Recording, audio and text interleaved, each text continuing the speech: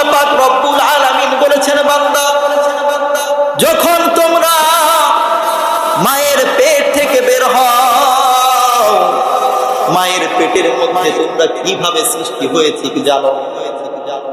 তোমার মা এবং বাবা যখন যুগলের সম্পর্ক হয়েছে, যখন তারা মিলামেশা করেছে, যখন পুরুষের বীর্য মায়ের গর্ভের মধ্যে যায়, বাচ্চা দানির মধ্যে যায়, ওই বীর্যটা হবে একটা মৃত একটা বীর্য। আমার আল্লাহ বলেন, বান্দা এই বীর্যটা এত নিকৃষ্ট, এই বীর্যটা যদি কারোর গায়ে লাগে সঙ্গে সঙ্গে ওই ব্যক্তি এটা ধোয়ার জন্য পাগল হয়ে যায়। যেই ব্যক্তির থেকে বের হয়েছে তার উপর গোসল ফরজ হয়ে যায়। এত নিকৃষ্ট একটা জিনিস